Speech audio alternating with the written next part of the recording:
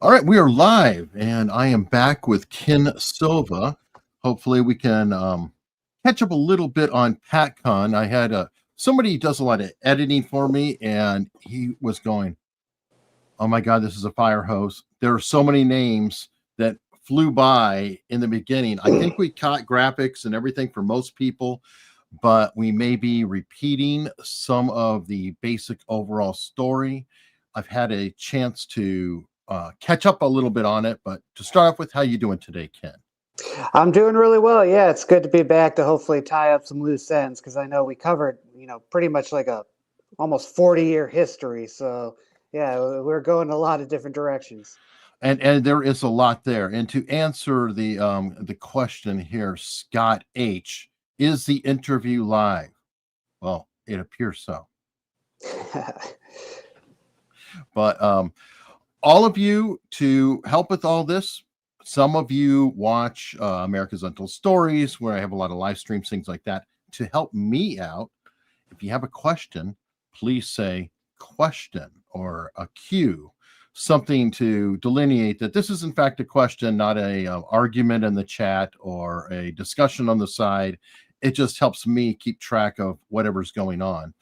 And I definitely would love to have questions from all of you, especially if you felt like it was a fire hose before. But I want to go back to the beginning, and it started with, I think we said before, Gordon Kahl. And I had a chance to watch the movie on Gordon Kahl, and I've actually, I purchased. I've never heard anything back, so I might have sent money into a void to get the footage that created the documentary, and I completely forgot the name. Death and Taxes. Yes. Death and Taxes. And there is a whole lot to Gordon Kahl that has a very eerie echo to Randy Weaver. Essentially, Gordon Kahl, I think you described him. Why don't you describe him? I'll let you fill it out. Yeah, Gordon Kahl was a World War II vet, fought in the Pacific, and he was actually a pilot. And he was highly decorated. He had numerous Bronze Stars. I think at one point he even had a really harrowing experience where he was flying like into the sun or away from the sun, and he caught some friendly fire, like another American plane started shooting at him. And he let the guy fire a couple times and actually had to shoot him down. So that was probably a terrible event for him. But yeah, basically he came back to the country and didn't like where things were going, and he became a tax protester, went to prison, went back out, still wouldn't file his taxes. The government went at him in a very heavy-handed way. He got into a shootout with some marshals, was on the lam for a couple months, and then wound it up. Let's back up a little bit, because when they went after him, in a way, it was like, it was a misdemeanor. A lot of people, I did not realize that, but it was like a misdemeanor charge. And the U.S. Marshals went after him and his whole family. If I recall, they were heading home from church. Yes, that's correct. He did not owe any money to the IRS. He was actually a poor farmer who would farm in North Dakota in the few summer months, and then he would move down to Texas and work in the oil fields to make money because he didn't make enough money farming for the few months up in North Dakota. So his only issue was that he didn't file, and apparently he had a friendly enough relationship with the previous U.S. Marshal up there, but then a new Marshal got installed who wanted to make a show of taking down this guy who was kind of like a pretty prominent figure in the extreme right wing, the Posse Comitatus movement, the whole, tax resistors movement. So yeah, they set up a roadblock. He was coming home from church. North Dakota is very flat, so they saw it from about a mile away. They turned around, but there were some marshals in a plane, an unmarked car that was following them. blockaded they him off. change? He swapped clothes with his son too. Yuri. Yeah, Yuri Kahl. Yeah, they knew. I think somebody tipped them off, and I think, yeah, there was a local law enforcement officer that might have had some suspicion cast on him because he was friendly with those guys. I don't know how he found out that the feds were gonna do this, but yeah, I'm pretty sure they changed clothes. That's a detail I had forgotten, actually. Yeah, and it was actually. Let me see. Yuri himself shot and killed the marshal, and there was questions whether he even shot first or if the marshal opened fire on them. And another detail, the marshals were out of uniform. Yes, and Yuri actually got shot first, and he almost died. Gordon took responsibility for all the shootings, but we don't know whether uh, that was truly the case, because a father would want to do that for their son, just say, yeah, hey, blame me for killing everybody, it wasn't Sure. my son. And one thing that I don't know if they tested Yuri's gun, but it's still like inconclusive. They don't know if he actually shot, but he was shot, and that's why he had to go to the hospital. And now he's actually still in prison. Yeah. He got a life sentence that was actually supposed to come up for parole in 2023 on the 40th year, and he never got his hearing. There was some controversy over that. Him and Scott Fall, another friend. Actually, I've got some video on that right here. One of the men convicted for murder in the 1983 Medina shootout has been denied parole. Erica Craven has details. Now, 63-year-old Yuri Kahl is serving life in prison after he was convicted of killing a U.S. Marshal and a deputy marshal in a shootout outside of Medina nearly 40 years ago. The incident began after law enforcement attempted to arrest Yuri's father, Gordon Kahl. They say Gordon was a tax protester who spoke of armed resistance. Prosecutors say Yuri fired the first shot. And here I am for murder. Gordon escaped and was later found in Arkansas, where he and a sheriff shot each other and both died. In a jailhouse interview in the 80s, Yuri said the shootout was a tragedy, but when asked about the deceased, stated, "When you're standing on a desolated road, looking down the wrong end of a gun, your compassion for that person simply leaves you." Yuri faced a parole board on July 19, 2022. He was denied parole. In Bismarck, Erica Craven reporting for your news leader. All right, so 2022, not that long ago. Yeah, and the Scott Fall was also up for parole too, and I guess there's some confusion. They've been in prison so long that they felt under previous parole rules, and then the government in like the 90s came over and overhauled everything, and the prisons argued like, oh, now you don't get your previous parole date got rescheduled. Really like complicated legal stuff, but they filed a lawsuit and that was actually denied last year. So it's looking like the government is probably going to keep them in jail until they die. It kind of reminds me of the whole Joe Biden pardoning, I think his name was like Leonard Peltier, the Native American who murdered two FBI agents. Biden pardoned him. So I think these two men should be pardoned. I think the government way overstepped and they might have done some wrongdoing, but not nearly enough to spend the rest of their lives in prison. But I just don't see that. Maybe a commutation. Or a commutation, yeah. So it's like you served time, we're done, we can move on. But now going on with Gordon Kahl, because I thought it was very interesting. The theme of the movie was them exhuming his body for the forensic examiner in Los Angeles, of all people, to look at him, the same one who did the autopsy of RFK. I forgot his name. Chat's going to help me out hopefully soon. But because he was burned to death, and I can't show any of the graphics here, this is all YouTube. There were questions whether he actually was in a shootout with the sheriff or if he was executed. And when they exhumed the body, they found that the whole chest area, this was unburned.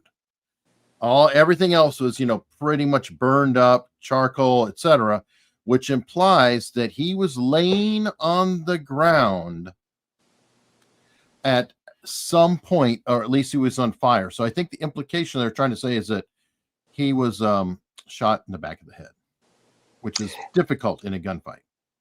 Yeah, that's exactly right. And their theory is that the sheriff, once they went in there and shot Kahl, the sheriff started freaking out. And so the feds killed the sheriff too.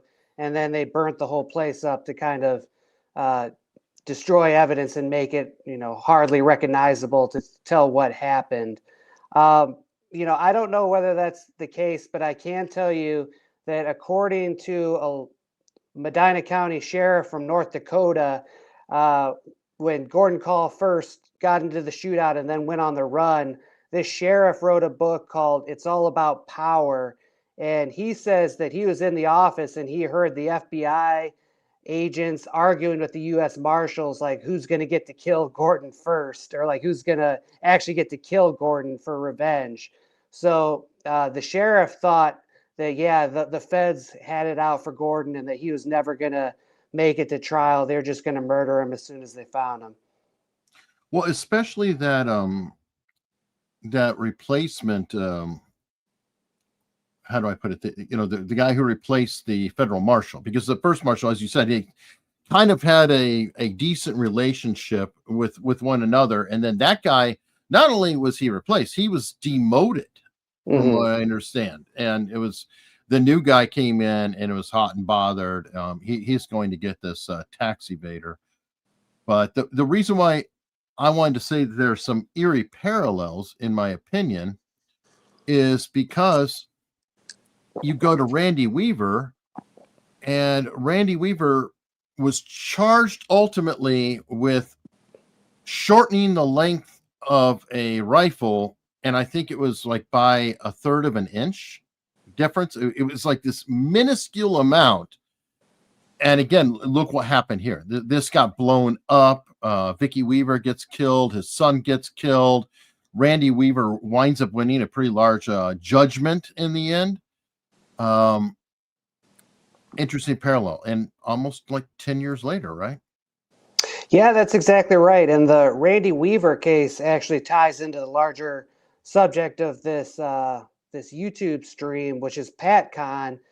We don't know exactly how, was Randy Weaver, that whole thing, a PATCON operation. We don't know, but we do know that during the standoff, one of the undercover agents who was posing as a Nazi bank robber was there.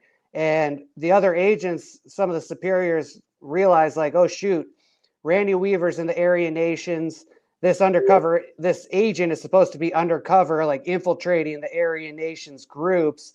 And so they quickly, as soon as they realized that, they like threw a coat over him and ushered him off the site, got him out of there real fast. So that's the only firm PATCON link we have to Ruby Ridge, but we knew a lot of the players were there, and PATCON was all about infiltrating the Aryan nations. So it would certainly make sense that, this whole thing about getting Weaver to saw off his shotgun might have been an actual PATCON op.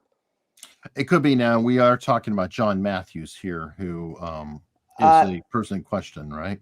No, it was an actual undercover agent. I think it might have been like David Rossi. There were 3 agents who were all posing as Nazi bank robbers, running a front group called the Veterans Aryan Movement.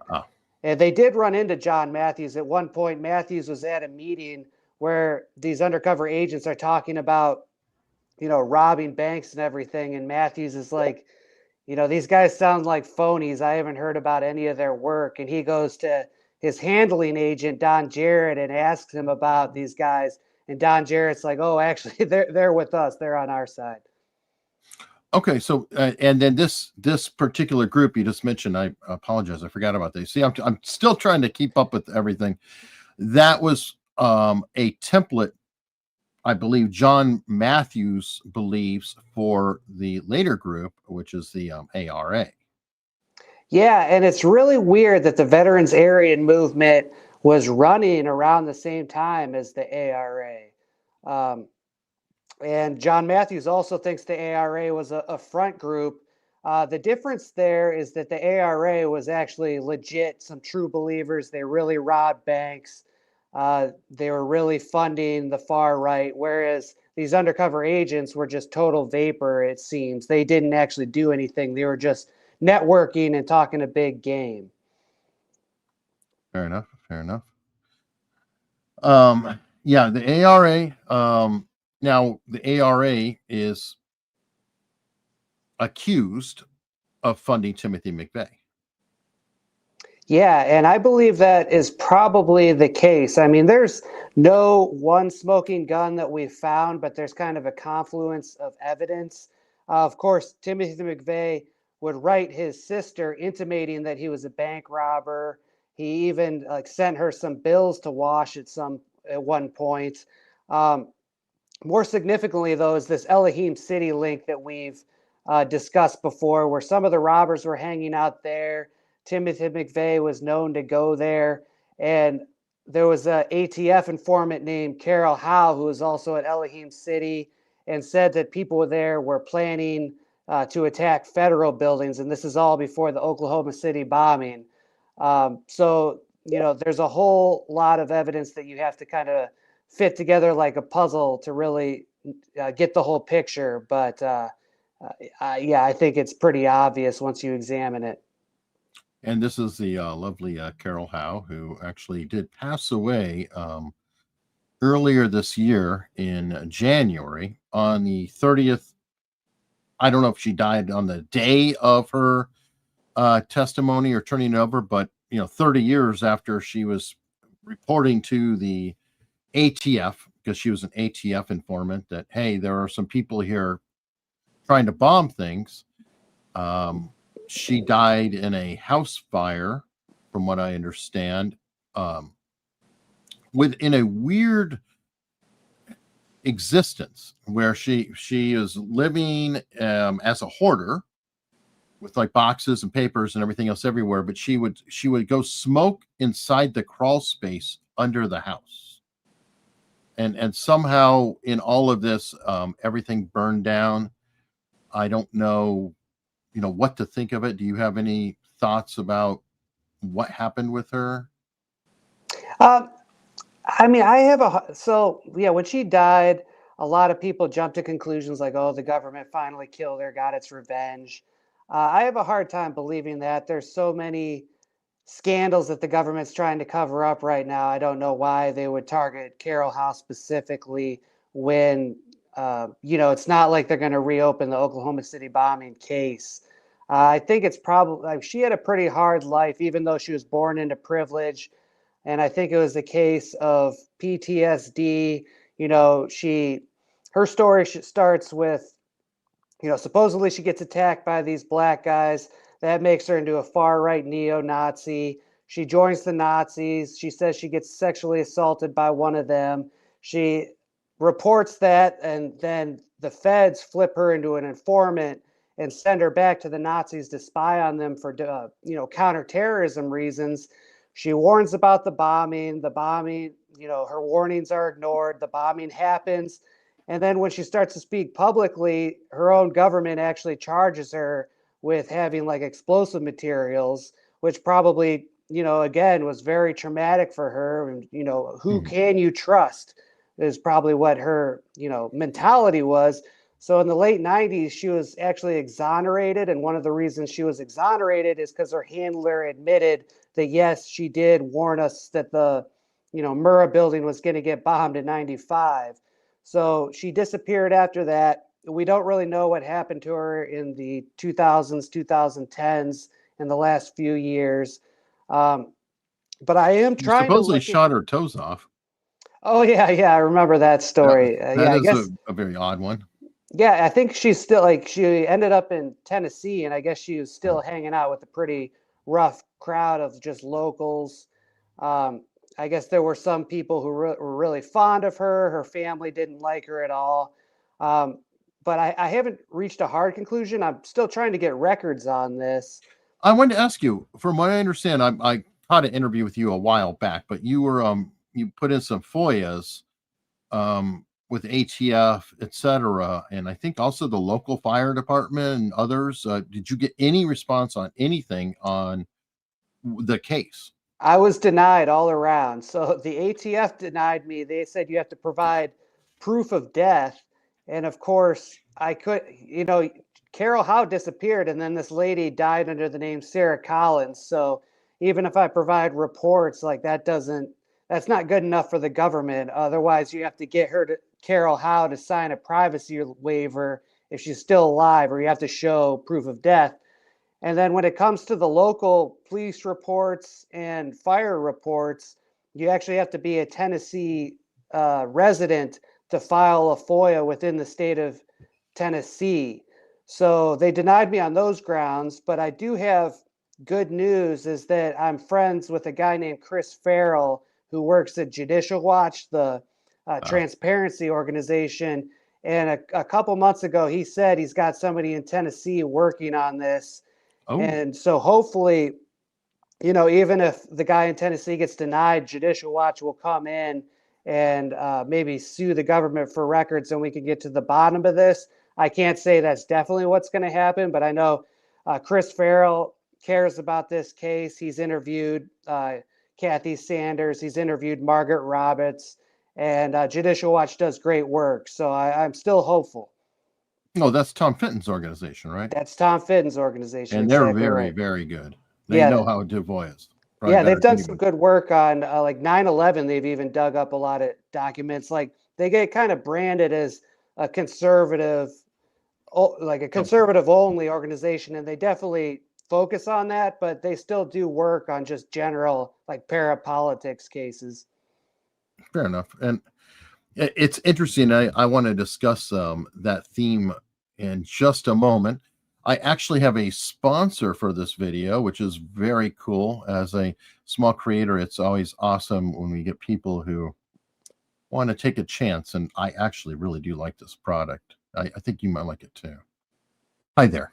I wanted to jump in and share something with you. When I'm working on this Oklahoma City bombing series, I'm constantly researching. I'll be listening to books and interviews while I'm out walking and trying to stay healthy. And then something important hits me and I need to take a note. But here's the issue. I don't wear my glasses when I'm out walking, and I can't see my phone to stop, and I don't even want to stop and type anyway. That's why I've been using this brand new, this Plod NotePin. Now, this device is fantastic. It literally, it's this big. It attaches with a magnet right to my shirt. And all I have to do is start my walk, press the button, speak my thoughts as they come to mind. Later on, it automatically transcribes everything, and it can even summarize my notes for me. And I mean, really summarizes the notes. As you can see here, look at the detail that is in all these notes here. It's not only summarizing, but it's giving me items to follow up on. This is all from me walking and just spitting out a thought, sending it to the phone, and voila, I have the notes. And this is not only available on my phone, it's on the web too. So I can copy and paste it into more documents for researching. This helps me actually remember the key details I was losing before. And it also works great for recording and transcribing meetings or conversations. If you want to free up your mind and stay in the moment, I've put a link in the description where you can check out the Plod NotePin for yourself. You won't regret it. All right, now I know I'm really pushing the product, but this thing is really actually pretty cool. And I just want to show you. Check out these notes. This is from walking the other night. I'm reading Wendy Painting's book by listening to it. And every time I hear something, I just say out loud, what about blah, blah, blah? What about blah, blah, blah? And this is a kind of feedback I'm getting, including like what to follow up on, next arrangements, go contact this person. So it's pretty powerful. Interesting. Yeah, I'm going to have to check that out for sure. So, yeah, thousands of court reporters just lost their job That could be true. That could be true. But anyway, thank you very much to Claude. I appreciate that. And Margaret Roberts is a new member. So that's awesome, having some support from Margaret, who, by the way, is the individual who essentially sent me down this rabbit hole with her book, which I've been completely obsessed with following and finding out information. There's a link to her book and Kathy Sanders' book in the description if people want to check it out. Some questions here. Kid check the rhyme 4695. It's a sentence for a username. Has anyone ever interviewed Pete and Tony Ward? That would probably be a question for Wendy Painting. I think she, so Pete and Tony Ward were hanging out in like an Arizona, Kingman, Arizona, where McVeigh was known to have been a couple times. And Wendy's been out that way. So I don't know much about the Ward brothers. I know they were kind of weird guys, but no, I haven't interviewed them. I don't know anyone that has. Okay, yeah, I mean, what is their story? There's so many names that seem to come up, and you're like, who's that? Who's that? What? They just come out of nowhere. Kind of like the Kehoe brothers. Yeah, I think the Wards, man, probably going to get some key details wrong, but you know, they were far right kind of neo-Nazi guys, and one or both of them ended up in Washington State, where they were in jail, and they made some comments while in jail suggesting that they knew the Oklahoma City bombing was going to happen, like they were in jail in April '95. That's pretty much all I know about them. You know what? Now that you mention it, I actually was talking to somebody, and I got them mixed up with the Kehoe brothers, because I remember somebody in Washington, you know, locked up saying, you know, something was going to happen or whatever, talking about it. I think it might have been Peter Ward, but I don't remember. And I thought that was a Kehoe, but the Kehoe was a guy who, what was it? They were at like an event in a trailer park or a community area and talking about it or something. Yeah, and the Kehoes actually, like, they robbed and killed a gun dealer, and it's thought that some of those proceeds might have funded the bombing too, I believe. Again, it's crazy that I've been reading, writing, or just thinking about the OKC bombing for, you know, pretty much every day for about 4 years now, and I still, there's many threads that I've yet to fully tug on. And this is Chevy Kehoe, his brother Shane, spelled oddly, Cheyne, Kehoe. And those are the main brothers, but there's another guy with them because there was that killing that took place. And ultimately, this individual, Daniel Lee Lewis, paid the full price for it. And he was executed.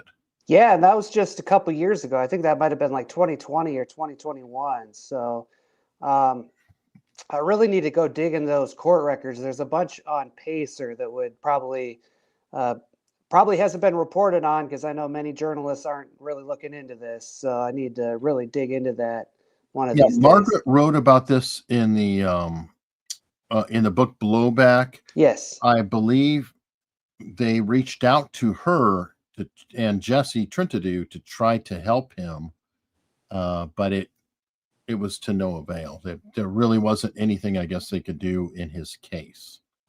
Yeah, and I've got, so Margaret's book, again, like I said, every time I read something about the Oklahoma City bombing, I learn something new, and the stuff about the Kehoe brothers is pretty good in Margaret's book. I have that book marked. Apparently, they were actually even referenced in a DOJ Inspector General's report as possibly like being tied to the A.R.A. So it is very intriguing. Yeah, I definitely want to find out more. I feel like it's such a, again, fire hose of information. As I absorb it, it's like I need to hear it about 20 times to go, okay, now I know this stuff. And then as the more information floods in, I can sort of keep up with it. It is massive. Yeah, my focus is more like the broad history going from Gordon Kahl to the Order to the sedition trials to Ruby Ridge, Waco, OKC. And it's, yeah, the details I don't have all mastered. But, you know, I've only been doing this for a couple of years. Some people have been studying this case for 30 years now, and they still don't know everything. So, Or even living it for all that time. yeah, exactly. Speaking of which, okay, you talked about the Order and individual who has reached out, Kirk Lyons. His story kind of runs parallel with this because he was a lawyer for somebody either in the Order or the Order, right? Not National Alliance, but the Order. He was the lawyer for one of, I guess we would describe as the godfathers of the movement. So not a direct bank robber, but one of the people who might have been pulling the strings from up above or receiving money, receiving proceeds of the crime. And that's him. That's Louis Beam. He was a former KKK Grand Dragon, Vietnam vet. And apparently he was kind of a computer genius because he set up something for the Order to communicate with like an internet system in the early 80s. Every one of these disparate Order cells had an Apple computer, and they had something called the Liberty Net. And the official story is that the feds couldn't crack this, which is one of the reasons why they were able to operate with impunity for a little bit before they were finally round up. I do have questions about this. I think obviously the Order had real true believers. They were mostly an organic, legitimate right-wing terrorism group, unlike some of the fabricated stuff we see now, like with the Whitmer kidnapping. But Louis Beam, I do think he might have been protected by the government because he was responsible for setting up this internet communication system for them.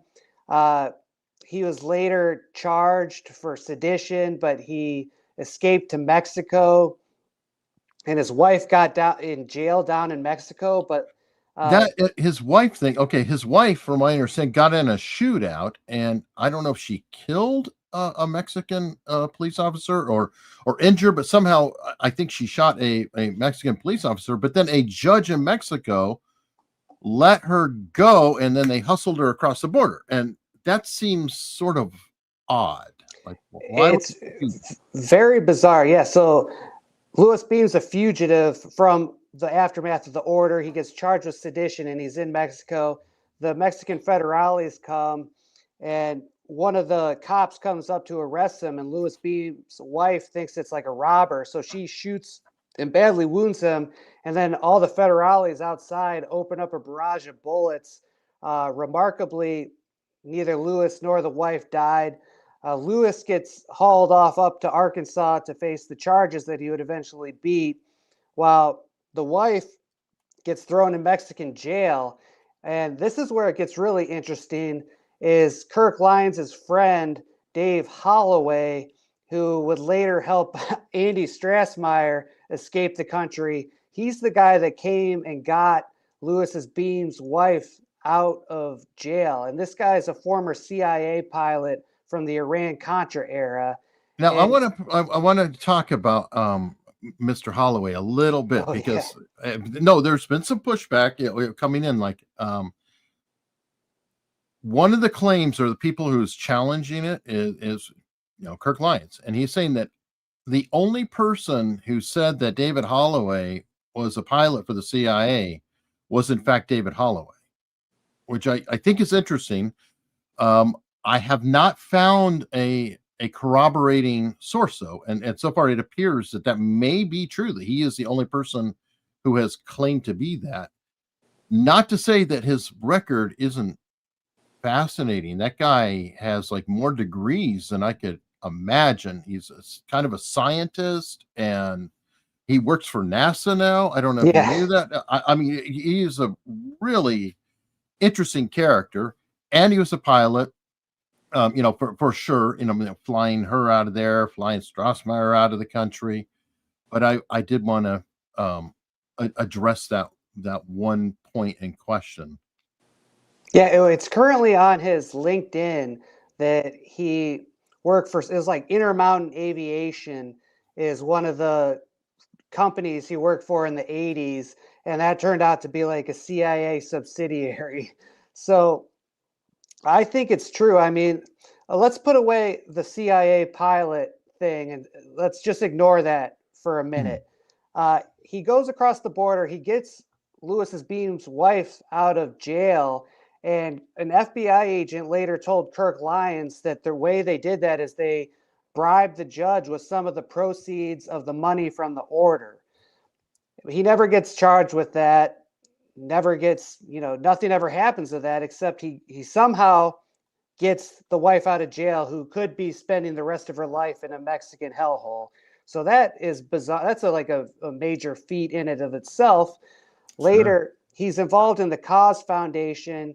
He's part of the Texas Light Infantry, which was like the main subject of the PATCON investigation. He's involved in these far right circles.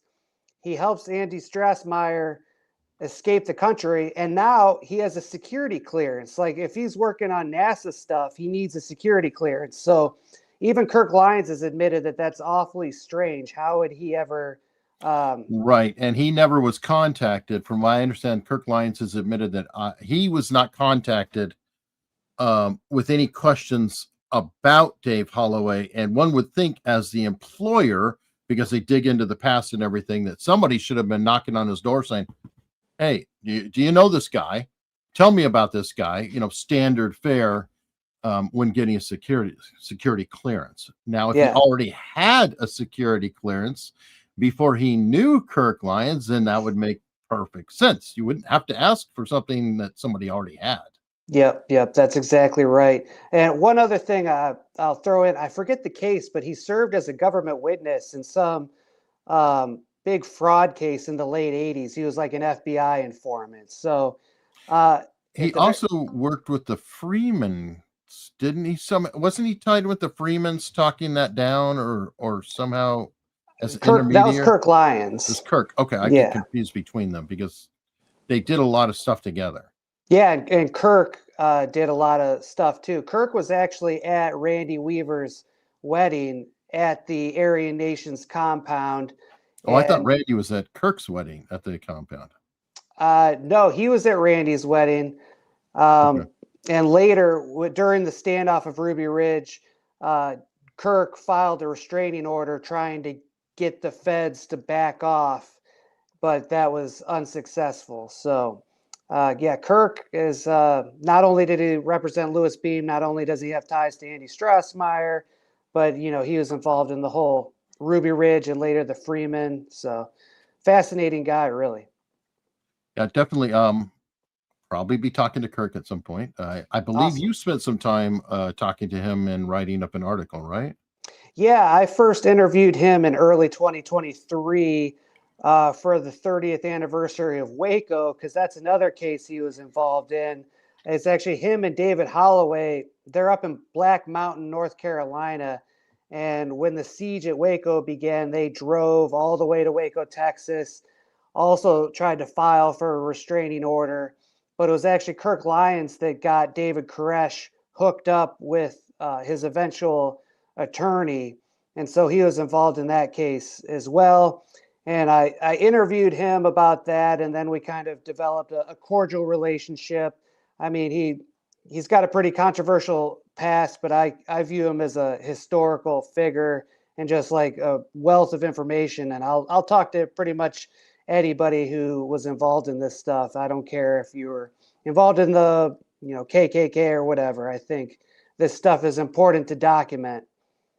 I agree. And actually, I kind of want to bring up a point because behind the scenes, there's kind of been a little controversy, and there are different people that seem to have conflicts with one another or things like that. Now, as an investigative reporter, I'm sure you deal with this all the time, but would you agree that my particular stance is I'm Switzerland?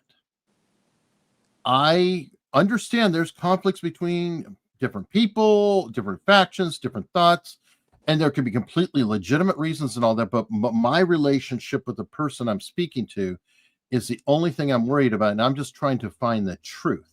That's not necessarily endorsing a position or a belief system, especially when we're talking about something like this, where I find some of the philosophies of people involved to be quite repugnant personally, and it bothers me. But if somebody is a witness to a bank robbery, I don't feel like I can say, you know what? I don't like the church they went to, so I know I'm not going to talk to them to get information.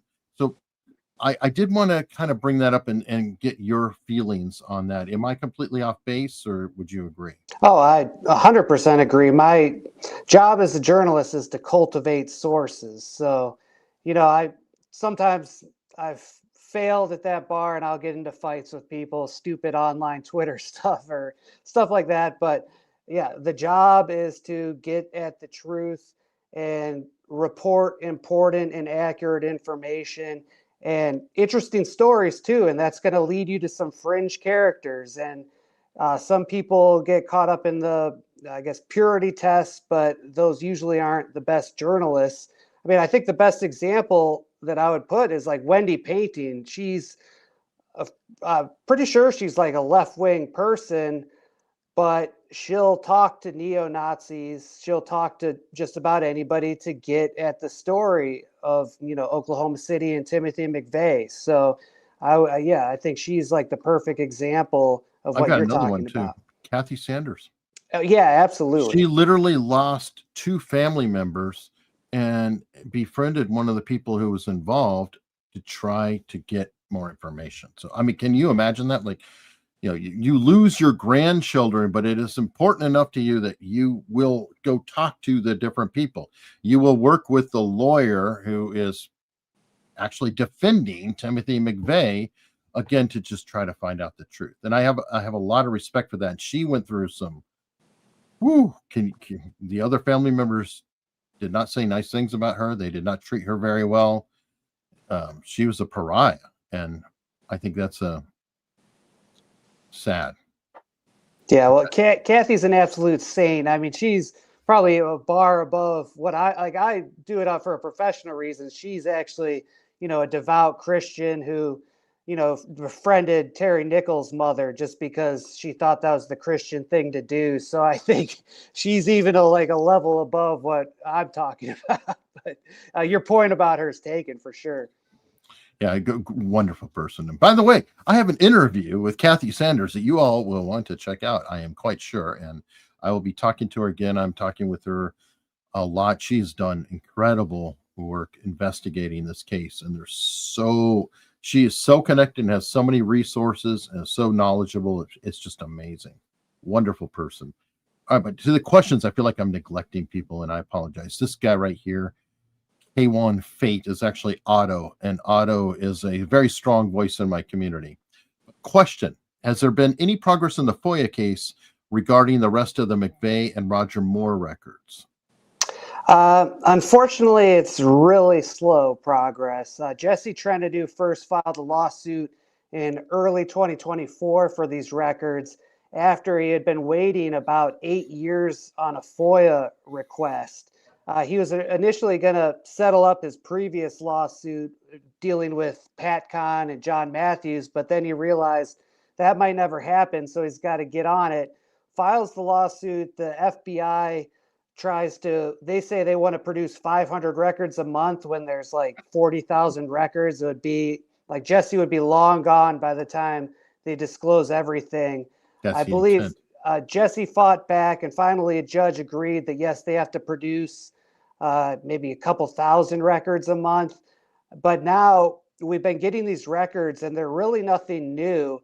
Basically, he sued for records about McVeigh's connections to the A.R.A. and then for records about Roger Moore. And the government has lumped these two separate topics into one track. And so now they've been coughing up mostly just records about the A.R.A. that are already public. Yeah. And unfortunately, we're going to have to wait until they produce like all 40,000 records until Jesse can go back to the judge and say, no, this isn't complete. So it's really frustrating. But Jesse's a bulldog, and hopefully he'll stay alive for another 30 years. Drink to Jesse's I health. hope so too. And Jesse's been on a couple times. We're trying so hard to get the word out because it's a different administration. It's like, come on, Anna Paulina Luna types. Why don't you run a congressional hearing? That would be great. I mean, wouldn't you be open to that? How about a congressional hearing about all this? We've never had a congressional hearing on the Oklahoma City bombing. I mean, how insane is that? We've had hearing on everything. If some baseball player does steroids, they'll do a hearing on that. But the biggest domestic terrorism attack in the history of this country, we've never actually had a hearing. So, yeah, it's ridiculous, but I don't know. I'm pretty pessimistic on that. Well, I mean, secretly, well, not secretly, I'll publicly say that part of the reason I'm doing this is I am hoping that in my own little way, I don't have the influence for it, but maybe somebody who's watching this does have the juice and can actually make a phone call or can make things happen or is a, big money donator who can pressure a politician who they donate to, lobby them. That's really a big part of why I'm doing this is I feel like the more the word can get out, at least to the right person. And as an example, on Sunday, I don't know how to say her name. It's like Maria Betteroma or something like that. The big question is why, why did she get all these great guests? She's like not the most popular Fox host or whatever, but she gets the top people every time. And it turns out that she has one fan in particular. His name's Donald Trump. So all these people know if I get on her show, Donald Trump's going to see and hear my message. Right. So that's kind of the, the same principle. It's like, maybe there's one person who is out there who will see this and can make a phone call, make something happen. It would be really awesome. JDAM 2501, has Tim McVeigh's tax info been made public? Not that I'm aware of. No. Okay. I mean, he didn't have much of an income. He was working like minimum wage security jobs after he got home from Iraq in the early 90s. I don't know what that would disclose. True, but then he was doing a vagabond lifestyle, pretty much cash all around. And there are, questions about this, like, how did he fund that? How did he go everywhere, pay cash all the time, everything else? Well, could it be A.R.A? Could it be robberies? Could it be something else? I'm going to put it out there again. I'm still very, very curious about Terry Nichols and the Philippines connection. I'm very curious about that. And supposedly, and I think it was in Kathy's book, about the bullion being found in like a locker of stuff that he had back here by his first wife. Mm-hmm. I'm like, that's odd. Where's that from?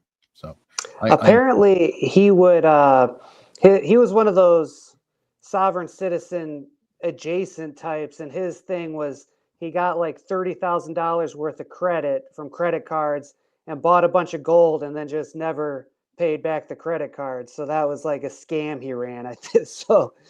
I think there is an explanation for that. Is there? Okay. Wow. Yeah. I had not heard of that one, but interesting scam. Divining Rod 2671. Has General Parton been brought up? His calculations are interesting.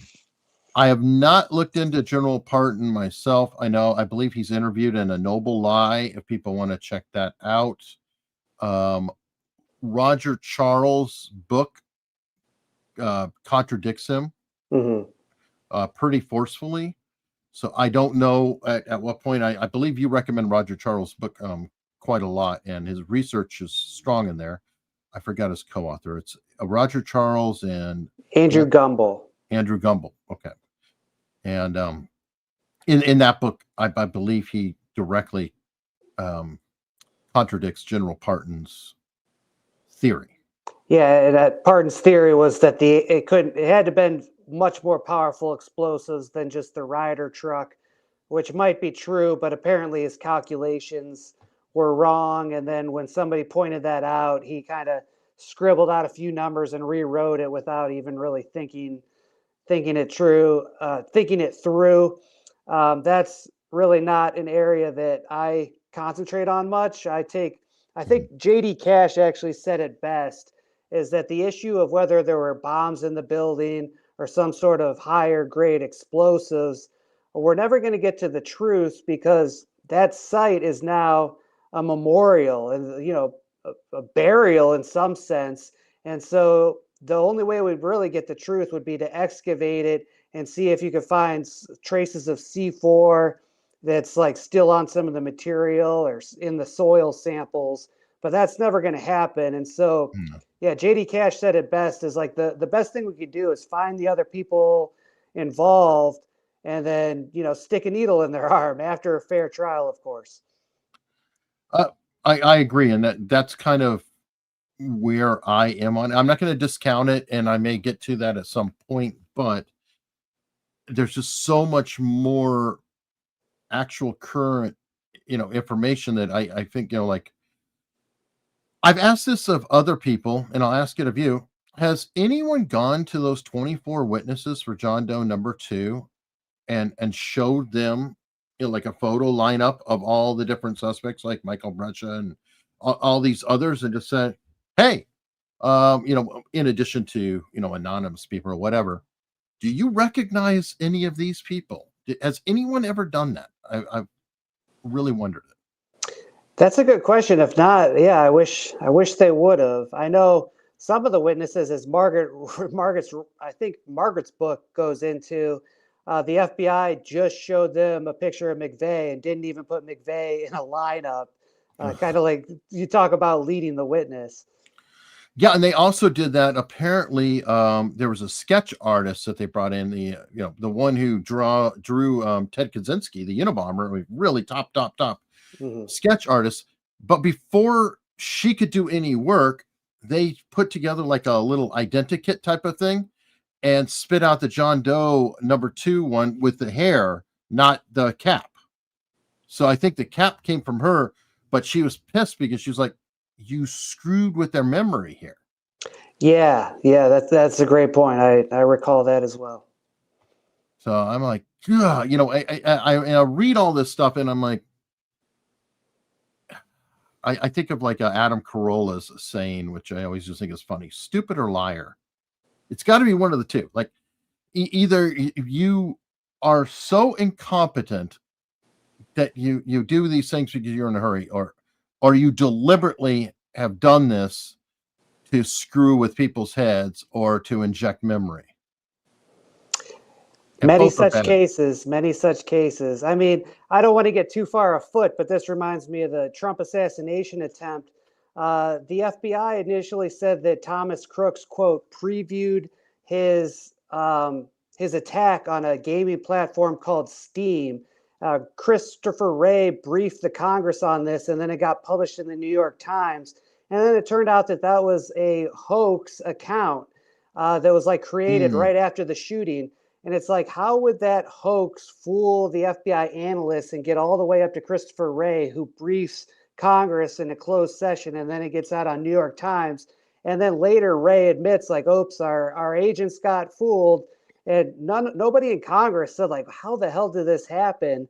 But it really, like, it muddied the waters. I agree. And by the way, it's not only there, Kash Patel on the day of, you know, Charlie Kirk being assassinated, released, we have him in custody, only to say, well, no, we didn't. It's like, why would you put that out there? You know, what are you doing here? So yeah. And I do think there's some very problems of eagerness, and overall, look, I personally think that the incident was a botched sting operation. I don't know where you fall on it very heavily.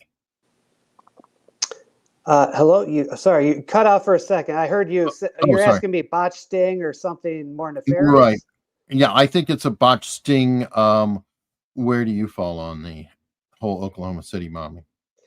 From the FBI stamp, I would probably go botch sting at this point. I think it was something like Operation Fast and Furious.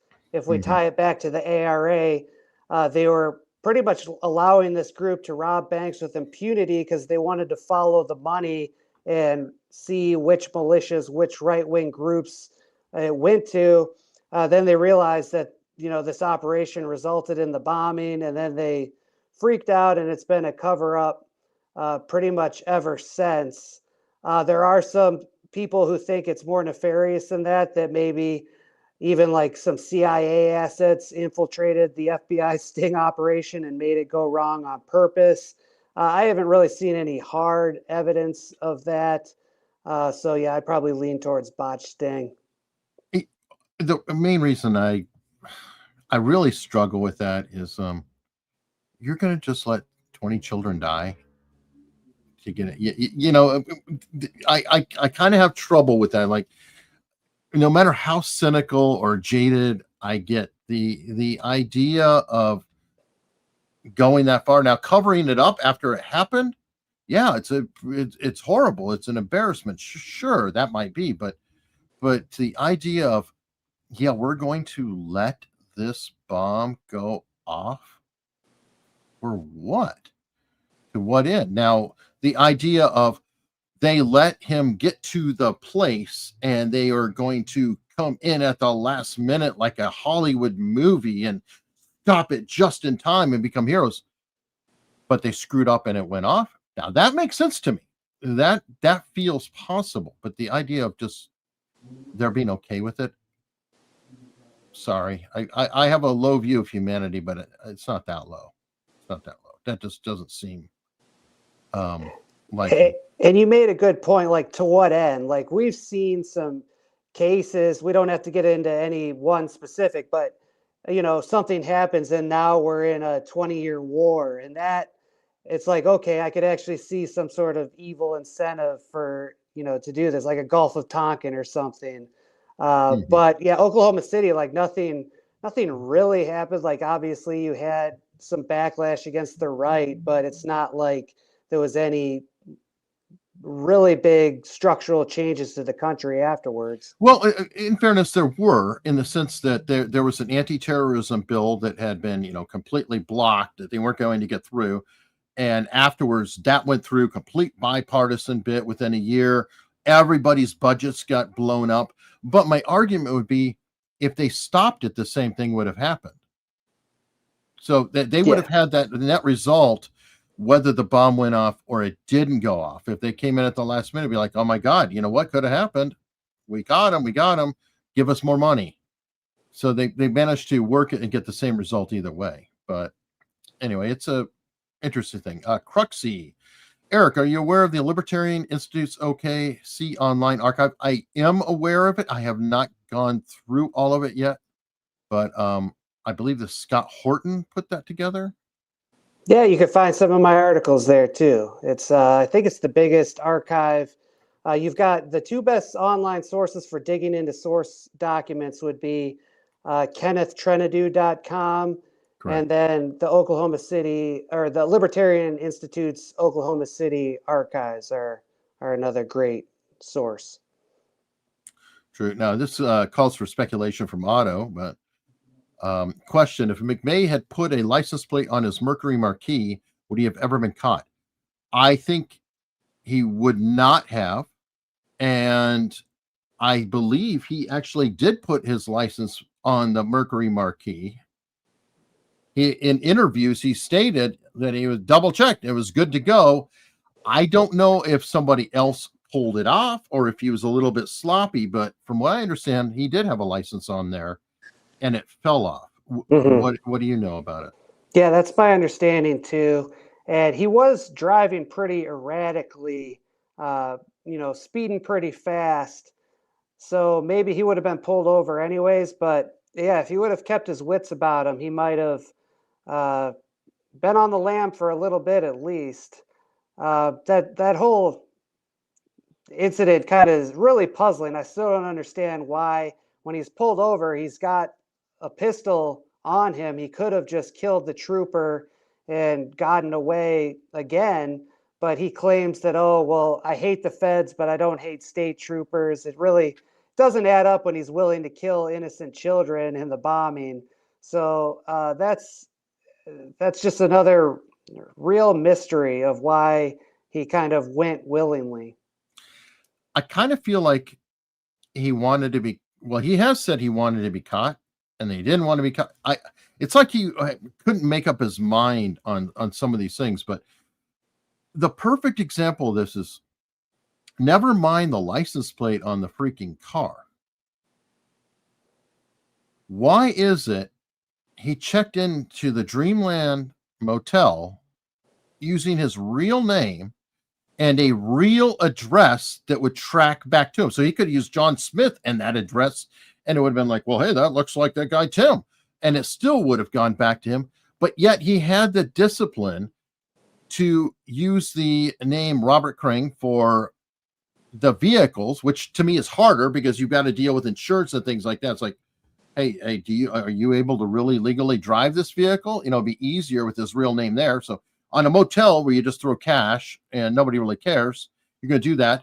But then on the food order to the motel, he also used his alias. So all of that is just completely baffling to me. Why would he use the name Timothy McVeigh when checking in Dreamland Motel? Do you have any theories on that? No, it's one of those enigmas. I mean, the other thing is with when he got pulled over, apparently there was a pickup truck that pulled up in front of them, and that might have been McVeigh's buddies, but then the truck just drives away, and then the dash cam footage gets lost. So we really don't know the story that the trooper tells. I don't even know if that's what really happened. And of course, you get McVeigh. It's like, okay, if he wanted to get caught, he goes to jail, but then why would Roger Moore be trying to bail him out so urgently? So there's just contradictions within contradictions. It's bizarre. It really is. Unless, you know, I feel like deep down he maybe did want to get caught because he kind of sabotaged himself. Because let's back up a second and say he used the Robert Kling Krang alias the whole way, and he kept his license plate on. Yeah, we would be looking at John Doe number 1 and 2. Yep. I mean, now supposedly he got knocked out by his buddy who was at in New York, that worked for the security company as well. So maybe something would have come out of that. I don't know, but that was interesting too. Try 3 IRT. What's Ken's most likely theory on what happened in Oklahoma City in terms of who was behind the event? That's again, like I said, I've been studying this case almost every day for 4 years, and I don't have a hard theory. I mean, I got to imagine the A.R.A. was involved somehow. I don't know if any of those guys were in Oklahoma City on April 19th, but I know that they've got some alibis that have been contradicted by the official records. Like one of the guys, Kevin McCarthy, said he was up. An FBI agent said he was up in Idaho when in fact he was not in Idaho. So really don't know, but I would probably lean towards the Nazis, Elohim City. But again, like you said, we still have this mystery, Terry Nichols, Philippines connection and the possible Middle Eastern connection. It's really I don't have a good answer for that. Sorry. Okay, I got a question for you on that note. It's been played out, and if you look at the discipline of way people acted after being arrested, so you have Tim McVeigh, Michael Fortier, Terry Nichols. We'll say that's the big 3, right? They're the only 3, and Michael Fortier, I guess, won the game of prisoner's dilemma, because I feel like they're a perfect example of prisoner's dilemma, and I'll run that by you too. If all 3 of them said, "Go F yourselves, I don't know what you're talking about," would they have gotten them? I mean, would there be enough there? Because they definitely needed the 48 to flip over, and Nichols ultimately, well, I kind of saw this and that, but did they have super strong evidence directly? Yeah, they just had, circumstantial evidence, kind of, tracing the VIN number. Well, they had the surveillance footage. Let's be real. Like, they never presented that evidence in court. I don't know, because supposedly there was EMP when the truck went by, and the cameras shut off, and they came right back on. You didn't hear that? I think they certainly have the evidence to hang these guys. But if we're going to go by the evidence they presented in court, they traced the VIN number and found the rental company, and then constructed these vague sketch shots that might not, John Doe 1 might not even be Timothy McVeigh. Again, some people say that it actually was Peter Ward, to go back to the Ward brothers. And one of the reasons we think that is they have similar faces, and the description of John Doe 1 was like 5'10", where McVeigh's a gangly 6'2" guy.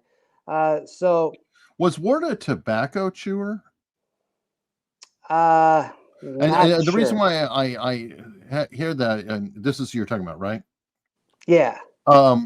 Is because they said that the individual, somebody described him as a weird tobacco chewer who had chaw in both cheeks. Yes, that's right. That's right. Like playing, juggling it, and Tim McVeigh did not consume tobacco products. That's right, and that would make sense because Pete Ward was more like the hillbilly type, where McVeigh was from Buffalo, New York. So, but look at that face. Like, if you shave him, that looks pretty closely to McVeigh or John Doe 1.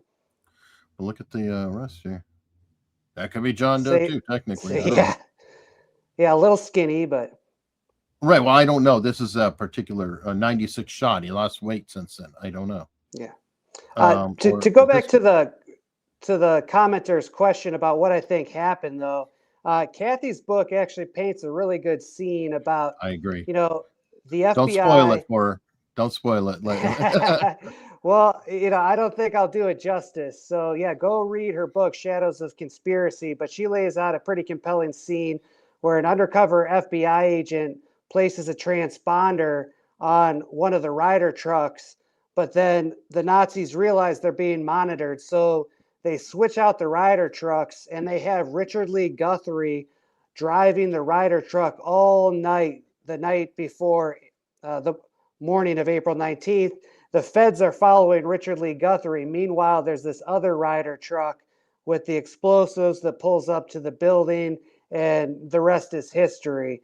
So I don't know the specific players involved, like if Richard Lee Guthrie really was driving the decoy. I have no clue, but I think that scenario is very plausible for a number of reasons. It is. It's very interesting. But the funny part is that there's actually some corroborating evidence that it may not even been intentional. Like, from what I understand, there was more than one Ryder truck involved. And one of them was like a raggedy piece of crap that wasn't running right. And it could be a crazy ass case of you put the transponder on the one truck, but that damn thing's breaking down, and he turns it in, gets another truck. Yeah. Or somebody else had rented a second truck. It's like, okay, we can't drive that piece of crap down there. And so then they load the other truck, and then that's what they take. Not even meaning to have a decoy, just a circumstantial situation.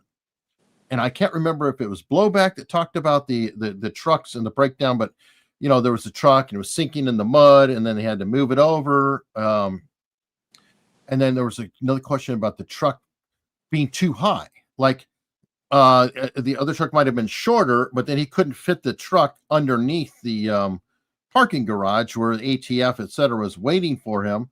So he's like, screw it, and parked it in front of the building, and peace out. They're all waiting, and this thing blows up. So there's some very real questions. Or have you thought about any of this? Am I completely off base? No, you're spot on. And in fact, that's kind of ironically, that's the theory that David Holloway and Strassmeyer have floated too, that the truck couldn't fit and the ATF was actually waiting to make the big bust. And that information was first revealed. David Holloway was at some boat show in the late 90s, maybe a year or two later. But he was running his mouth, and an FBI informant was there and heard Dave Holloway talking about this, and tells his handler, and they end up writing an FBI report on that, and that got leaked to JD Cash, who reported on it. And so now that's kind of why we have that information. But when I was talking to Andy Strassmeyer 2 years ago, he told me a very similar story. Yeah, that was everybody should check that out as a very interesting conversation. All of Andy's conversations are interesting because he's, the one word I would use for him is cagey. And I would recommend, if people, can afford it or whatever, listen to him talk to John Ronson in Debutante. Listen to him talk to Ken. I'm trying to find if I can find any more Strassmeyer actual interviews. I would love to talk to him, but apparently he's gone to ground, not available. I don't even know if Kirk can get a hold of him, but anyway, I'd love to talk to him too. But he's very interesting. He plays with language. He's very curious. Every time Ken would ask him a question or say something like, "Oh, you were seeing a such and such," it would be like he's taking notes. He's like, "Oh, okay, and who was that? And it was in San Sabo. What?" I just thought it was very interesting how he was taking notes on whatever you said. And also in your interview, it's like he didn't shade things. He was like the complete opposite. If you said one thing, if you said white, he'd say black. It was so opposite of things said about him. At least with Kirk, there's some shading in between, like, well, no, this happened, and we brought up the relationship with his father and everybody else so we could get his car out of towing.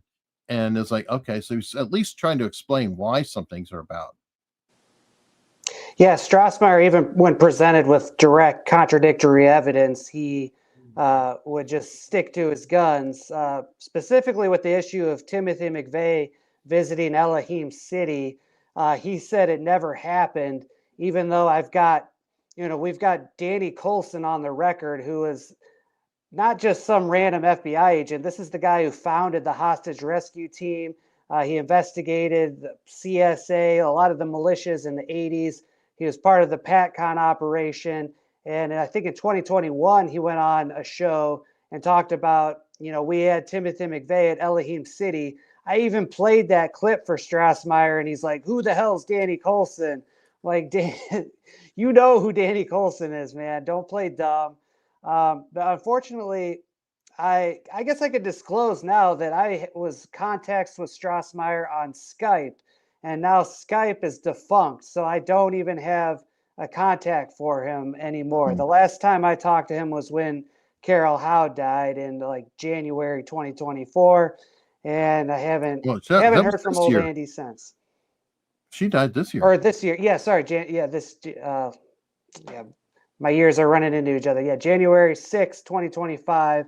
I let Strassmeyer know that Carol Howe died, and he pretty much said, good, I'm going to celebrate. And also he intimated that maybe she had it coming. I think he was just trying to be a little sensational. I don't think he had anything to do with it, but that was the last time I heard from old Andy. Oh, that's right. I remember you talking about it, and he wasn't answering anything before that. But when when you said she died, he was like, "Oh," and he was all ears. Yeah, that's exactly right. Wow. All right, Danny, HA2QG. Okay. Do you believe that Manchurian candidates are a real phenomenon? Do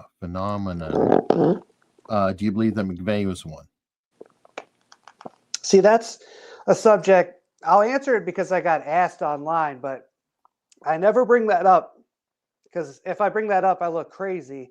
But there is, if you read Aberration in the Heartland of the Real, The Secret Lives of Timothy McVeigh, there is some evidence of that. And that was actually Wendy Payton's PhD thesis that was accepted.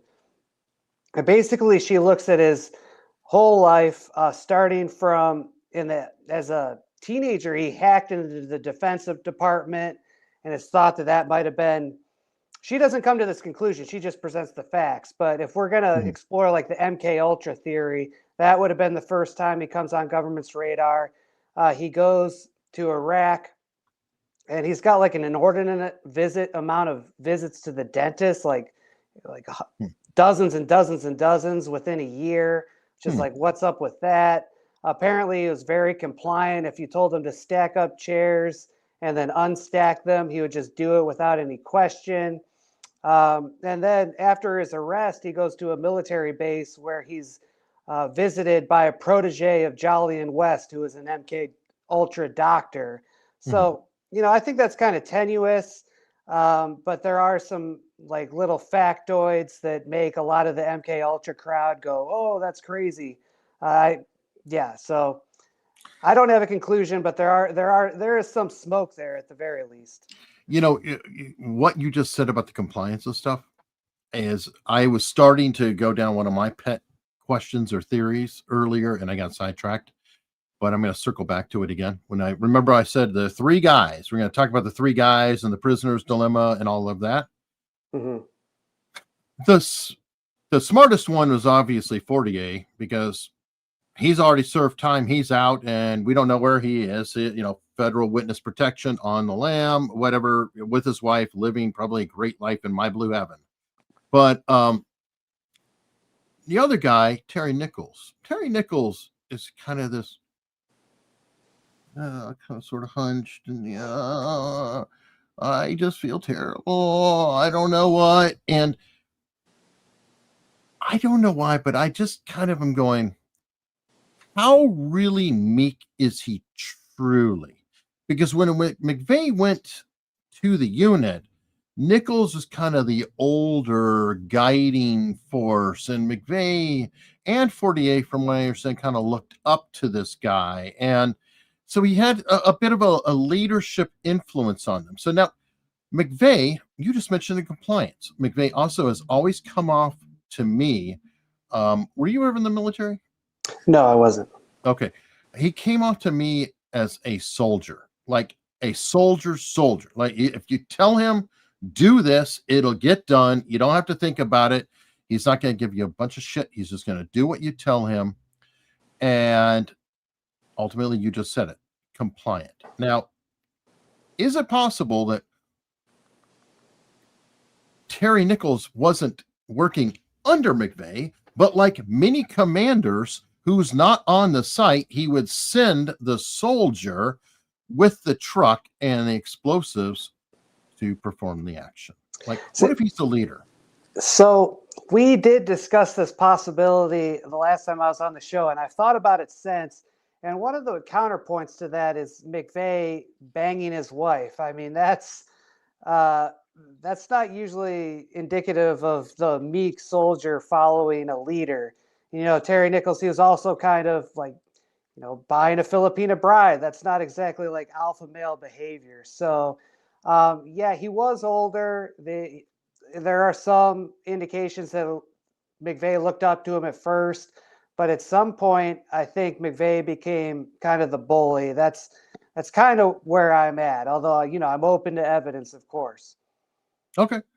And I could push back on that too. There's something called cuckoldry, and there is a control mechanism. No, I mean, where a person will say, "Hey, look at my car. This is a really cool car, and I let you drive it. I control the entire situation. I'm going to order everybody to do what I want. I want you to perform for me because I find it entertaining." So I don't know. Fair enough. So, but I struggle with that whole meek, whatever scenario. All right. Blue Unicorn here. Anyone seen the Mythbusters episode on this bombing? They filmed it but never aired it. It was on YouTube for a while, but I think it's gone now. They accidentally showed that the bomb couldn't, I guess, have done the damage. No, never seen it. I haven't seen it. If anybody has a copy of it or can find it somewhere out there, please send me the link. I'd love to check it out. Yeah, absolutely. Otto again. Could Ken address the role of Merrick Garland in burying John Doe number 2? Yeah, so Merrick Garland, he was pretty high up in the DOJ by the time the OKC bombing happens. He gets sent out to Oklahoma City in the immediate aftermath, and he was actually the guy who handled McVeigh's preliminary hearing that occurred, I believe, April 27th, 1995. And this is where you had an FBI case agent, John Hursley, was on the stand presenting some of the rough sketches of the evidence that the government had at that point. And the defense was questioning Agent Hursley about John Doe 2 because there was, an active manhunt at the time. And every time the defense would raise that question, Garland would vigorously object, saying, the only person on trial right now or facing charges is McVeigh. This has nothing to do with the case. And at one point, the judge overrules Merrick Garland's objections, and the FBI agent is forced to answer the question about, what a witness saw. And the agent Hursley did say that, they saw two people in the Ryder truck. And so this is in court transcripts. The really interesting thing, though, very intriguing thing about this is that a researcher named Richard Booth, he did dig up White House visitor logs from 1995, and it shows that Merrick Garland visited Hillary Clinton on either April 17th or April 26th, 1995. The day before the preliminary hearing, Garland is in Washington, D.C., visiting Hillary Clinton. It's one of the craziest little factoids that I've had the pleasure of actually breaking. I wrote a story on that for the Epic Times a couple years ago. And the thing is that he had already been to Oklahoma City in the immediate aftermath. And if this is something pertaining to innocuous information about the case, he could pick up the phone. Why is he flying back to DC to go to the White House for a meeting the night before what's up to that point is the biggest hearing of his career?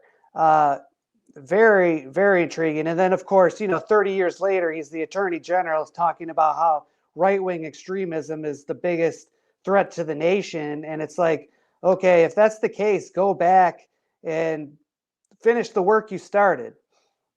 And of course, not to lay into that point too much, but if we go back in time to the Order and the CSA, they were taking place in what state?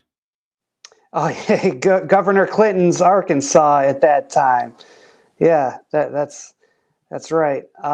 And I'm just saying, Governor Clinton, who becomes President Clinton, who, from what I understand, according to John Matthews, was personally monitoring PATCON.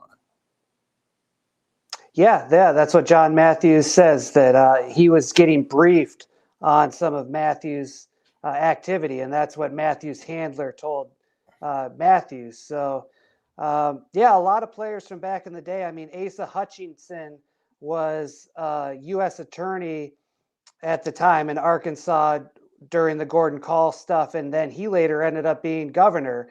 Another guy, U.S. attorney who was, I think he was in Maine Justice, but he went to supervise the prosecutions of A.R.A. Kahl and Scott Fall, as Rudy Giuliani, and he put pressure on his subordinates to say, we're sending these guys to life, nothing less would do. This is in a book called Bitter Harvest. They talk about Rudy Giuliani. And so, I think he's kind of a scumbag. Rudy Giuliani wasn't worried about actual justice. He just wanted to make sure these guys go to jail forever. And now it's ironic that he's supposedly some hero in MAGA. Well, I just got a pardon, but I can say I interviewed John Kiriakou. I'm not sure if you're familiar with him. Yeah, CIA guy.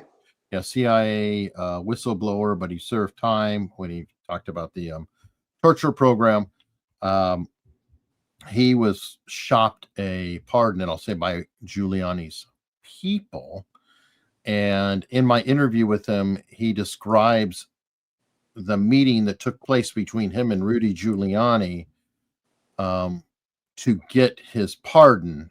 And as he put it, they small talked and back and forth and all that. And he was, started to mention the pardon, and Rudy Giuliani was like, got to be a pisser somewhere, and then walked off to the bathroom, and somebody else, and I might not be getting exactly here, but somebody else came in and they're like, you can't talk about this shit right now. You will talk to us.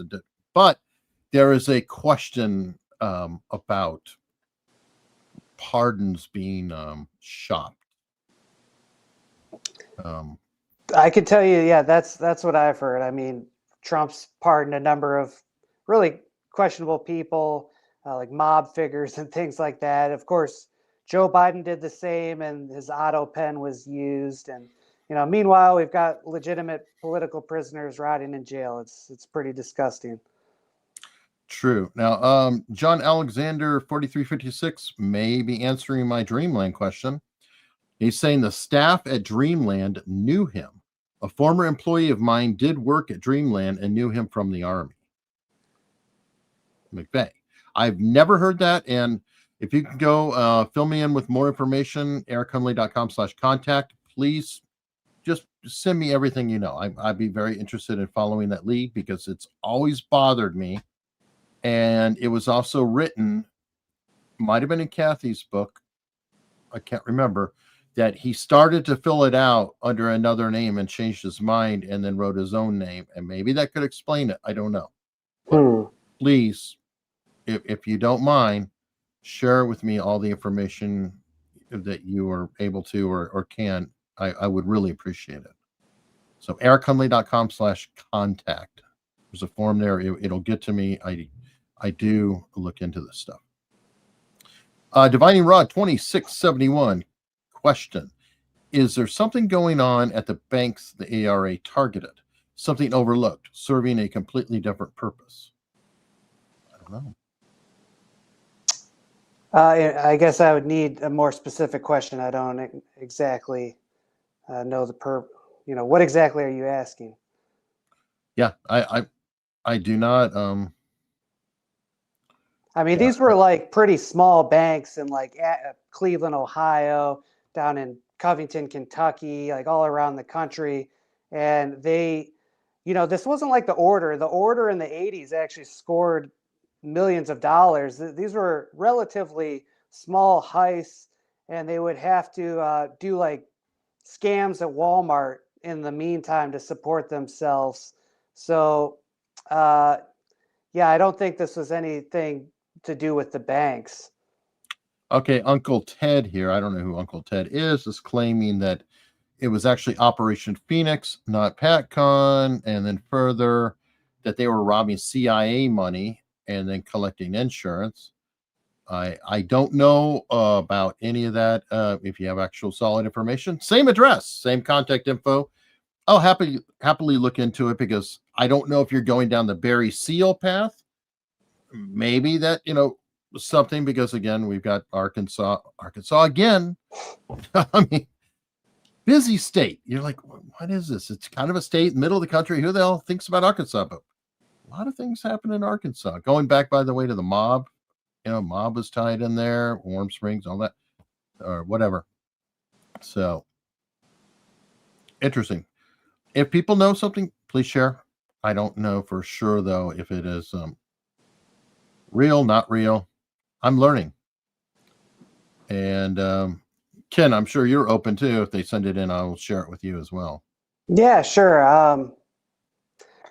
I'm trying to think of any connection to Operation Phoenix. I mean, the CIA director in the early 90s was involved in Operation Phoenix. So I guess that's like some kind of link, but it seems kind of tenuous to me. There's the CIA director that ended up dead in the Potomac. And he had a comment that said the militias were one of like the biggest threats in the entire country. And then, the whole militia movement gets derailed right around the time he said that. That's true. And by the way, that brings us back to Merrick Garland when he took over as Attorney General. What did he say? The number one concern in the country was white supremacy. It's like full circle. right back to 1995. Yep. Yep. So amazing, amazing, amazing. All right. Well, I think I see the questions have wrapped up at this point. I'm going to ask you my favorite final question, though, Ken, which is, what question should I have asked you, but I neglected to? One thing we didn't cover is the idea of McVeigh being an informant or an undercover asset, which would kind of tie into the Manchurian candidate thing, because you would think you would just say that if he was. But one of the most intriguing things that I don't think has been presented on your show is from a passage from the book Patriots, Politics, and the Oklahoma City Bombing, written by Stuart A. Wright. He appears in the recent HBO documentary, and he had information that Timothy McVeigh was a straw buyer during the Waco era, where he would go to gun shows and purchase guns and filter them, to people who shouldn't have them. And that, to me, is a strong indication that he was an informant, because he was doing that apparently pretty out in the open. So he was either monitored or he was doing it in the capacity as a Fed. And we do have information that PATCON did some Fast and Furious type things. So yeah, that's one thing that. Well, the A.R.A. is a Fast and Furious operation.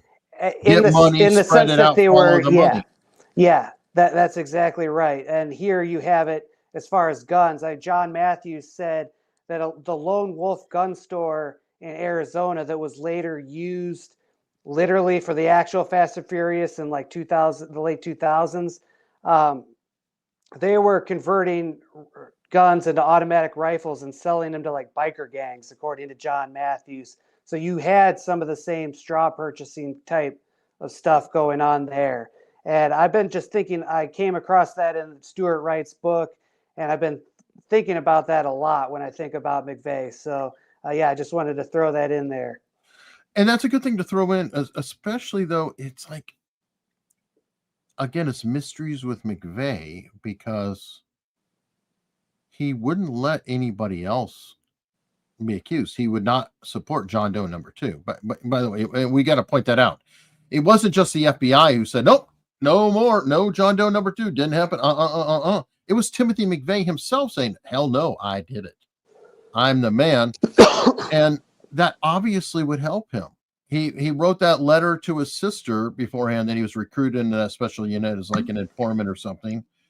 And that was before any of this happened. The letter is dated. And then what you just said, it doesn't. Why did he let himself die? Why did he never bring that up? I think that's going to be a very odd question. I don't know. And I think that's another reason why the MK Ultra theories are so popular. You have the idea that, Jolly West protege visits him. He gets put in a cell where the lights are on 24 hours a day. He can't sleep. He gets in sort of a mental state that's very suggestive. It could be as simple as they threatened to kill his sister if he didn't play along, or he could have wanted to have been the hero. So it's probably a mystery we'll never solve, unfortunately. Yeah, and the other guy who might know something, that interview got stymied and spiked with Kathy Sanders and Terry Nichols. And apparently Terry's not talking now because he's scared. Yeah. I don't even know really where Terry is. Like, he obviously is in Supermax, but I'm wondering if he got retaliated against for even trying to participate in that. That's just a brutal institution. Yeah, it is. Well, guess we may never know, but I feel like we can possibly get closer. And Ken, thank you so much for your work and coming by. And I feel like I know more than I did yesterday, and hopefully I'll know even more tomorrow. My pleasure. Yeah, this was a great conversation.